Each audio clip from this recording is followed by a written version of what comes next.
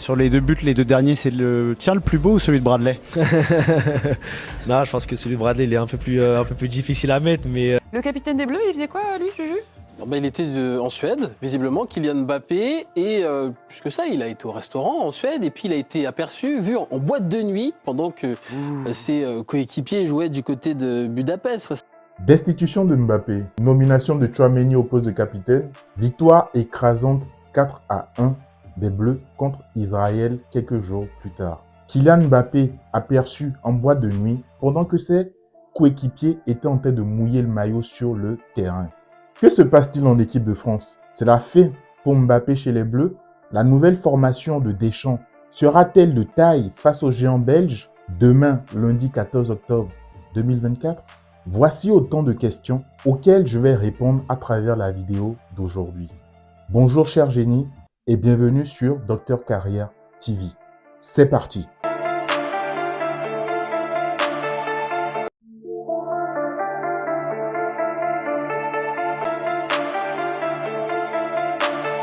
Alors, qu'est-ce qui se passe en équipe de France? Pour faire un petit rappel, il y a quelques semaines, la presse espagnole avait annoncé que Kylian Mbappé était blessé. Suite à cette annonce, ils ont dit qu'il allait être disponible pendant 2 à 3 semaines à peu près. Donc, Kylian Mbappé a discuté avec Deschamps et suite à leur discussion, il lui a fait savoir qu'il ne sera pas disponible pour les prochains matchs. J'ai échangé avec Kylian bien évidemment et de par sa situation qui est encore incertaine après son entrée en jeu hier, il y a un match samedi, c'est dans 48 heures avec des interrogations. Voilà, il a un problème qui n'est pas grave mais qui nécessite des soins pour pouvoir bien récupérer et je ne suis pas là pour prendre de risques non plus.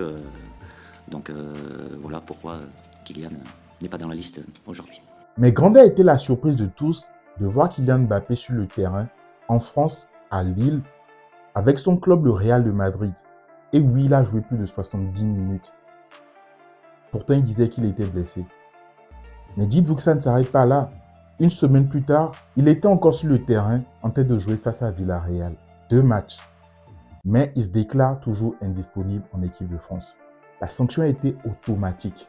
Tchouaméni a été nommé capitaine de l'équipe de France pour le match face à Israël. Ce qui emmène à se poser certaines questions aujourd'hui. Il y a certaines personnes qui se demandent si Mbappé a encore sa place en fait dans l'équipe de France.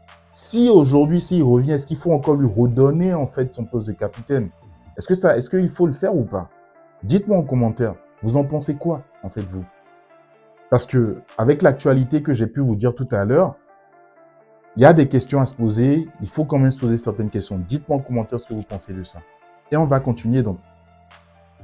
Dès le coup d'envoi, les Bleus ont imposé leur rythme. Le premier but est venu à la 7e minute grâce à une frappe d'Eduardo Camavinga, bien aidé par une faute de main du gardien israélien. Je vous laisse découvrir.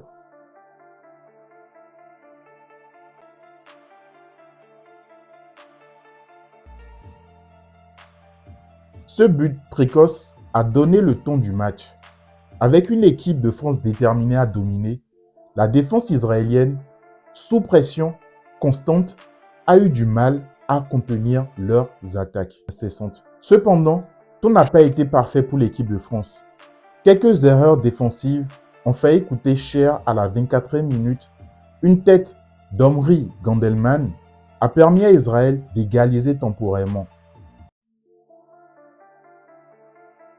Profitant d'une mauvaise communication entre les défenseurs français.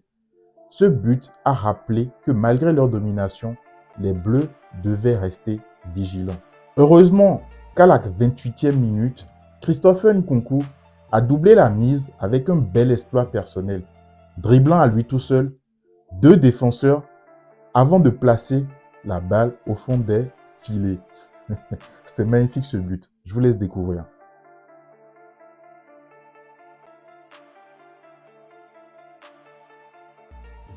Dès le retour de la seconde mi-temps, Israël a fait quelques changements. Il y a eu quelques actions, mais pas de très grandes actions, jusqu'à la 87e minute où Matteo Guendouzi, qui venait de faire son entrée, a mis un super but que je vous laisse découvrir. suivi ensuite du but de Barcolé.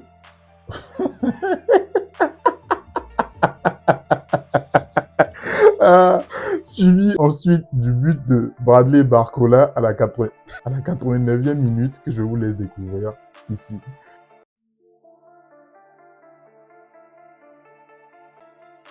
Ce but a scellé la victoire des Bleus, définitivement. Analysons un peu la liste des choix de joueurs de Didier Deschamps. La sélection de Didier Deschamps a vraiment été critiquée, que ce soit avant, pendant, et même après le match. Même aujourd'hui, il y a des gens qui critiquent toujours cette sélection-là, malgré le fait qu'ils ont gagné.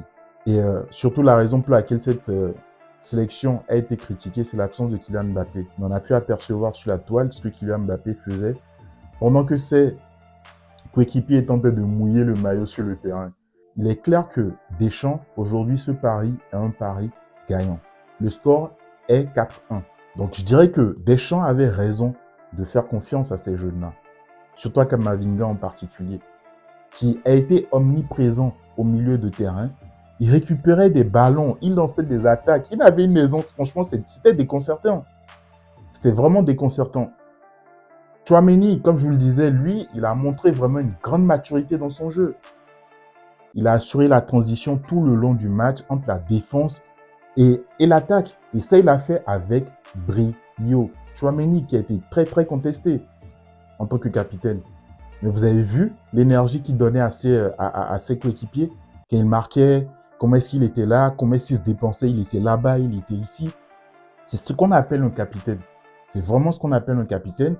Et cette énergie-là, en fait, c'était magnifique. Je ne sais pas si vous avez regardé le même match que moi, mais il y avait une énergie extraordinaire, en fait. C'est-à-dire que vous avez Hernandez, surtout Hernandez, on en a peu parlé. Quand vous regardez le jeu, Hernandez, il a produit un jeu incroyable. Il faisait des passes, il y avait des moments où il pouvait tenter lui-même de marquer. Mais ce n'était pas ce qui l'intéressait.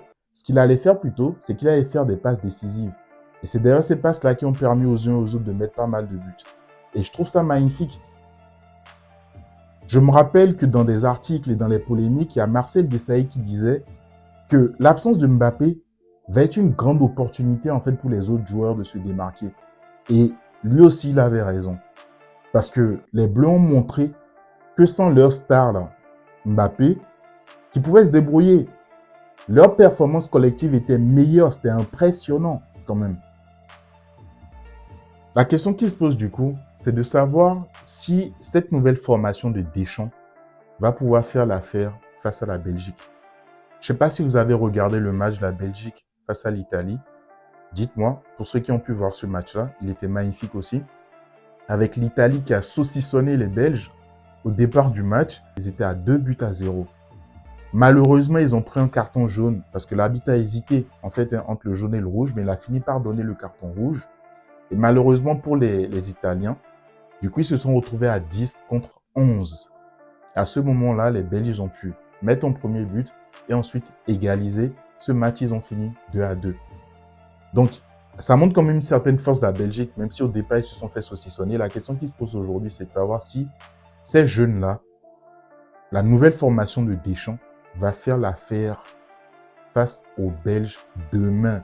Vous en pensez quoi, vous? Dites-moi. Franchement, je pense que le match de demain, il va être tendu. Il va être vraiment un match très intéressant. Très, très intéressant. Une chose de sûre, moi, je pense que les supporters peuvent avoir confiance en cette nouvelle génération de joueurs talentueux. Ce sont des génies très talentueux. Et en plus, qui sont démunis d'ego personnel. Quand vous voyez un peu le jeu qu'ils produisent. Et je pense que c'est très bénéfique pour l'esprit de cohésion, l'esprit d'équipe. Donc, leur performance récente et leur cohésion d'équipe montrent que l'avenir de l'équipe de France est quand même pas mal prometteur. Didier Deschamps a su tirer le meilleur de ses joueurs, malgré les critiques qu'il était en tête d'avoir. En tout cas, selon moi, cette équipe a un vrai potentiel pour réaliser de grandes choses et continuer à faire vibrer les fans du football français. Qu'en pensez-vous? Dites-moi en commentaire ce que vous pensez de ça. Ce sera tout pour aujourd'hui. Avant de partir, n'oubliez pas de mettre le petit pouce bleu et de vous abonner pour ne plus rater les prochaines vidéos. On se dit à bientôt sur Dr Carrière TV. Tchuss!